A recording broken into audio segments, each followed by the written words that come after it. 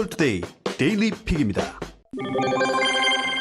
미국의 새로운 동영상 공유 앱인 바이트가 출시와 동시에 높은 인기를 끌고 있는데요. 이에 블룸버그 통신은 미국 당국에 의해 안보 위협 논란을 빚고 있는 틱톡의 라이벌로 바이트가 급부상했다고 보도했습니다. 지난 주말 출시된 바이트는 중국 바이트댄스가 모기업인 틱톡을 제치고 단숨에 미국 애플 스토어의 무료 앱 순위에서 1위에 오른 후 계속 자리를 지키고 있습니다. 바이트는 2012년 돔 호프만이 바인이라는 이름으로 공동 제작해 선보인 서비스로 트위터에 매각됐는데요.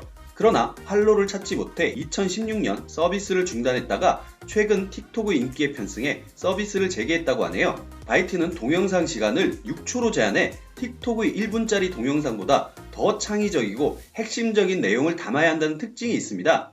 바이트는 2천만 명의 구독자를 보유한 논란의 유튜브 스타 로간 폴이 사용하는 등 지난 주말에만 78만 회가 넘는 다운로드를 기록했는데 다운로드의 4분의 3은 미국에서 이루어졌습니다. 바이트는 현재 캐나다에서도 아이폰의 무료 앱스토어 다운로드 1위를 기록했으며 호주와 뉴질랜드, 노르웨이, 영국의 안드로이드 플레이 스토어에서는 톱 10에 포함됐습니다.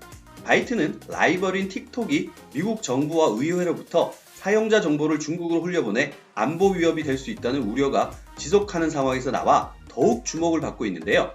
하지만 틱톡의 모기업인 중국의 바이트댄스는 틱톡을 인수에 성공하면서 현재 전 세계에서 가장 성공한 스타트업으로 꼽히고 있습니다. 카카오와 네이버 등 빅테크 기업의 증권업 진출이 급물살을 타고 있다고 합니다. 카카오페이의 바로투자증권 인수안건이 증권선물위원회의를 통과했고 네이버도 증권사 인수 시기를 저울질하고 있다는 관측이 나오고 있는 건데요. 증권시장에는 벌써부터 이들 빅테크 기업이 일으킬 혁신에 대한 기대감이 감돌고 있는데 여기서 빅테크 기업이란 인터넷 플랫폼을 기반으로 한 대형 IT 기업을 말합니다. 디지털투데이 보도에 따르면 카카오의 금융계열사인 카카오페이가 대주주 적격성 문턱을 넘으면서 카카오의 증권업 진출이 초읽기에 들어갔습니다. 금융위원회 산하 증권선물위원회의는 최근 열린 정례회의에서 카카오페이의 바로투자증권 인수안건을 통과시켰습니다. 지난 2018년 10월 카카오페이가 바로투자증권 지분의 인수계약을 체결한 지 1년 3개월 만의 결실인데요. 금융위는 다음 달 5일 열리는 정례회의에서 이번 안건을 최종 의결할 예정인데 큰 이변이 없는 한 카카오페이의 증권업 진출에 마침표가 찍힐 전망입니다.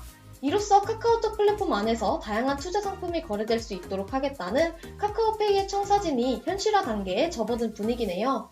기존 서비스인 간편송금과 결제에 주식 거래와 금융상품 판매 등의 기능이 더해질 경우 카카오가 지향해온 원앱, 즉 주요 기능을 앱 한 개에 통합하는 전략이 힘을 받을 전망입니다. 이렇게 되면 대형 증권사들의 주식 매매 시스템인 MTS와 HTS의 입지를 압박할 가능성도 점쳐질 정도인데요. 접근성과 편익면에서 보다 유리하기 때문이죠. 지난해 기준 카카오톡 이용자 수는 5천만 명에 달하고 카카오톡이라는 거대 메신저 플랫폼에서 유입될 소비자들을 상대로 맞춤형 재테크 상품을 직접 판매할 수 있다는 뜻으로도 풀이됩니다. 대량 거래에 초점이 맞춰진 종전 시스템과는 달리 카카오페이는 소액 투자 중심의 환경을 만들 것으로 보이는데 잠재 고객이 주로 젊은 층에 쏠려있는 점을 감안했기 때문입니다. 네이버도 증권업 진출 시기를 저울질하고 있는 것으로 보이는데요. 업계에서는 네이버가 자회사 라인을 통해 일본과 태국, 인도네시아 등 아시아 주요 시장에서 인터넷 전문은행 사업을 진행 중인 만큼 결제 영역을 넘어선 종합금융 플랫폼을 꿈꾸고 있는 것으로 보고 있습니다. 앞서 네이버는 2018년 상반기 일본에 라인 파이낸셜을 세웠고 같은 해 6월엔 노무라 홀딩스와 합작해 라인증권을 설립했습니다. 태국과 우리나라에서는 지난해 11월 네이버로부터 물적 분할해 독립된 회사로 출범한 네이버 파이낸셜이 올해부터 영업을 본격화하는데 여러 금융기관과 제휴해 네이버 통장을 선밴 뒤 예적금 서비스를 잇따라 내놓을 계획입니다. 이미 시장에는 네이버의 증권사 인수설이 돌기도 했는데 한 매체는 카카오의 증권업 진출에 대한 대비책으로 네이버가 골든브릿지 투자증권 인수를 고려 중이라고 보도를 하기도 했습니다. 이에 시장은 벌써부터 이들 빅테크 기업발 혁신을 기대하는 분위기인데요. 방대한 소비자 데이터를 보유한 국민 메신저와 국민 포털인 만큼 기존 증권사들을 뛰어넘는 혁신 서비스를 보여줄 것이라는 기대죠. 하지만 일부 우려도 있는데요. 거래가 빠르고 쉬워지는 만큼 소비자 피해를 막을 보호장치가 뒤따라야 한다는 것으로 향후 정부의 표준화된 방침을 필요로 하는 목소리도 있습니다. IT 시대가 왔지만 법 세상만큼은 100년 전에 비해 크게 변하지 않았다는 느낌을 지울 수가 없죠. 일반인에게 변호사 선임은 여전히 막막하고 법원은 겁나고 법률 용어는 암호 수준입니다. 하지만 이른바 리걸 테크, 즉 법과 IT의 결합이 미국, 유럽 등에서 확산하면서 수백 년 동안 변하지 않은 법조계에도 변혁을 불러오는 중이라고 합니다. 조선일보의 보도에 따르면 지난해 3분기까지 전 세계 리걸테크 분야의 투자금은 약 1조 4,100억 원이었습니다. 최근 미국 법률서비스공단 LSC가 개최한 기술혁신 컨퍼런스의 잠옷 입은 법정 세션엔 텍사스주 콜린 카운티에서 참석한 IT 전문가와 판사, 변호사가 함께 올라왔습니다. 인구 약 100만 명인 콜린 카운티에선 소송 가액 1만 달러 이하는 온라인으로 소송을 제기하도록 하고 있는데요. 연사로 나선 찰스 척 루켈 판사는 콜린 카운티는 매년 민사사건 약 2만 개를 담당합니다. 법원은 늘 북적이죠. 2달 전에 우리는 온라인 분쟁 조정 시스템을 도입해서 분쟁을 원격으로, 즉 잠옷을 입고도 해결할 수 있도록 했습니다. 라고 밝혔습니다. 텍사스주는 온라인으로 소송을 제기하면 판결은 판사가 내리는데 변호사가 필요 없다고 합니다. 미국 내 17개 주가 온라인 분쟁 조정, 즉 ODR이라 불리는 이 시스템을 이용하고 있습니다. 콜린 카운티의 ODR은 아주 초보적인 단계의 리걸 테크지만 3일 동안 열린 컨퍼런스에선 IT가 미래 기술을 어떻게 바꿔놓을지에 대한 그 미래의 모습을 가늠해 볼 수 있었다고 합니다. 가장 놀라운 점은 다양한 분야의 사람들이 모여 법조 서비스의 개선에 대해 고민하고 있었다는 것이었는데, 양복에 구두를 신은 법조인들이 박을 대리라고 상상했지만 스타트업 투자자나 IT 전문가, 프로그래머들까지 강연장을 누비며 법률 서비스를 IT의 힘으로 어떻게 더 개선할지에 대해 머리를 맞댔다고 하네요. 구닥다리에 머물러 온 법을 최첨단 기술로 변신시키려는 노력은 전방위적으로 이루어지고 있는데요. 우선 소송을 제기하는 사람의 불편을 줄이려는 노력이 많았습니다. ODR처럼 소송 절차를 간소화해주는 간단한 리걸 테크를 비롯해 그동안 아름아름으로 이루어져 온 변호사 선임을 커플 매칭 비슷한 온라인 추천 서비스로 확대하는 회사들이 늘고 있었네요. 미국 로우부스, 영국 렉스 등이 대표적이고, 법률 문서를 변호사 대신 만들고 관리해주는 미국 스타트업 오니트, 아이서티스가 지난해 각각 2억 달러, 1억 1,500만 달러를 투자받는 등 변호사가 하던 일을 대신해주는 IT 서비스도 각광을 받고 있습니다. 판례, 법정 등을 집어삼키듯 공부해 순식간에 법률적 판단을 내리는 법조 인공지능도 빠르게 발전 중인데, AI 의사가 수많은 의학 논문과 진단 결과를 학습해 정확한 진단을 내리듯이 AI 법조인이 변호사, 판사의 법 관련 자료 조사를 대신함으로써 변호나 판결에 활용할 최적의 법을 찾아주는 시기입니다. 세계보건기구 WHO가 현지 시간 30일 신종 코로나 바이러스 감염증에 대해 국제적 공중보건 비상사태를 선포했습니다. 테드로스 아드하놈 게브레예수스 WHO 사무총장은 이날 자문기구인 긴급위원회의 회의 이후 스위스 제네바의 WHO 본부에서 열린 언론 브리핑에서 지난 몇 주 동안 우리는 이전에 알지 못했던 병원체의 출현을 목격했고, 그것은 전례가 없는 발병으로 확대했다고 밝혔습니다.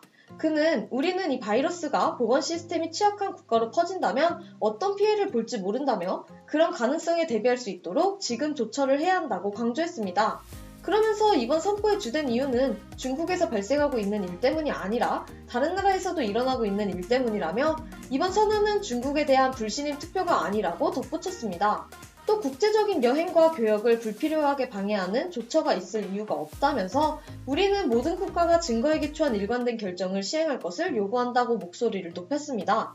더불어 중국 정부가 심각한 사회 경제적 영향에도 신종 코로나 바이러스를 억제하기 위해 취한 이례적인 조처들에 대해 축하를 받을 것이라며 중국 당국의 조처를 평가하기도 했습니다. 이어 중국이 발병 감지, 바이러스 격리, 유전체 서열을 파악해 WHO와 세계에 공유한 속도는 매우 인상적이라며 WHO는 중국의 전염병 통제 능력에 대해 지속해서 신뢰할 것이라고 말했습니다. WHO가 국제적 비상사태를 선포한 것은 이번이 6번째인데요. 앞서 지난 2009년 신종 인플루엔자 A, 2014년 소아마비와 서아프리카의 에볼라, 2016년 지카 바이러스, 2019년 콩고민주공화국의 에볼라까지 모두 5번 선포했었습니다. 프라이버시 침해 논란 속에 페이스북이나 트위터 대비 폐쇄적인 소셜미디어에 대한 관심이 고조되고 있는 가운데 이 같은 흐름을 겨냥한 스타일의 신형 커뮤니케이션 서비스들이 속속 등장하고 있습니다. 블로터의 보도에 따르면 코쿤, 덱스, 모나로 등이 사람들에게 페이스북 등과 다른 방식의 연결을 제공하는 스타트업들 사례로 등장하고 있습니다. 코쿤은 페이스북 출신인 알렉스 코넬과 사친 모온가가 공동 설립한 스타트업으로 가상 공간에서 사람들을 연결하려 한다는 점에서 겉보기엔 페이스북과 비슷해 보이지만 페이스북과는 확실한 차이가 있습니다. 바로 소규모 그룹 형태로만 연결할 수 있게 한다는 것인데, 코쿤에서 그룹은 현재 최대 12명까지만 참여할 수 있습니다. 코쿤의 사친몬과 공동 창업자는 하이라이트를 모두에게 보여주거나 신원 만들기 및 지위 획득이 반드시 필요로 하는 것은 아니라며, 사용자는 공간을 멤버들과만 점유할 수 있고 코쿤에서 네트워크는 없다고 잘라 말했습니다.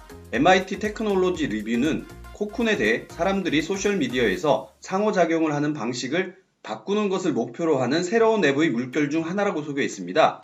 이들 플랫폼은 사용자들에게 좋아요나 팔로워를 모으도록 하거나 온라인 페르소나를 꾸미도록 장려하지 않는데요. 사전에 선정된 이들과 작은 규모로 연결되기를 원하는 이들을 위한 서비스라는 설명입니다. 지난해 추수감사절에 맞춰 공개된 코쿤은 그 주에만 163개국에서 10만 명 이상이 신청했습니다. 덱스의 경우 개인들을 위한 고객관리, 즉 CRM을 표방하는 서비스라고 합니다. CRM은 엑셀 스프레드시트로 하던 친구 관계 정리를 보다 발전시킨 개념으로 볼 수 있습니다. 아일랜드 출신 학생 3명이 설립한 모나루는 덱스와 마찬가지로 CRM을 재정의한 콘셉트인데요.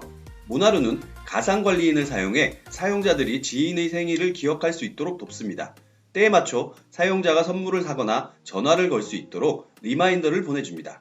보다 프라이빗한 커뮤니케이션이 SNS에서 차지하는 비중이 커지고 있다는 관측은 지난해부터 관련 업계에 확산되기 시작했는데, 소셜미디어 관리 시스템 개발 업체 후스위트의 라이언 홈즈 CEO도 최근 올해 소셜미디어 시장을 전망하면서 프라이빗 커뮤니케이션을 가장 중요한 화두 중 하나로 뽑았습니다. 후스위트 보고서에 따르면 요즘 사람들의 63%는 프라이빗 채널에서 콘텐츠에 대해 말하거나 공유하는 것을 선호하고, 이 같은 트렌드는 점점 가속화되고 있다고 합니다. 마크 저커버그 페이스북 CEO는 올해 상반기에 열린 F8 개발자 컨퍼런스에서 미래는 프라이빗이라고 말했을 정도입니다. 국제당뇨연맹에 따르면 2019년 기준 전 세계 성인 인구 중 약 9.3%가 당뇨를 앓고 있는데요. 손가락 끝에 피를 내는 침습 방식의 혈당 측정은 불편하고 고통이 따르고 비용도 비쌉니다. 이런 가운데 삼성전자 종합기술원 연구진이 피를 뽑지 않는 레이저 빛을 이용한 혈당 측정 가능성을 입증했는데요. 회사 측은 세계적인 학술지 사이언스 어드밴스스에 MIT 연구팀과 공동으로 연구한 새로운 혈당 측정법에 대한 논문을 게재했다고 밝혔습니다. 연구진이 주목한 비친슬 혈당 측정법은 1990년대부터 꾸준히 연구되어 온 방식인데, 당뇨발 환자의 통증과 불편함을 최소화할 수 있어 큰 기대를 받아왔지만 체열 없이 체액 내에 혈당 농도를 정확히 측정해야 하기에 난제로 꼽혀왔습니다. 남성현 삼성전자 종합기술원 마스터는 비침슬 혈당 측정 기술은 30년 난제로 불릴 만큼 어려운 기술로, 이번 연구는 기존의 틀을 깨고 비침슬 혈당 측정 기술의 명확한 시험적 증거와 방향을 제시했던 점에 큰 의미가 있다라며 추가 연구를 통해 비침슬 혈당 센서의 상용화에 힘쓸 것이라고 말했습니다. 연구진은 측정 방식의 정확도를 높이기 위해 비접촉 삭조 라마 시스템을 개발했는데요. 비스듬히 기울인 빛을 피부 아래층에 도달하게 해 우리 몸속 혈당의 라마 스펙트럼을 얻어내는 기술로, 이 방식으로 비침슬 신호 측정 정확도 지표인 상관계수를 업계 최고의 수준인 0.95%로 끌어올렸습니다. 행복한 하루 디지털투데이였습니다.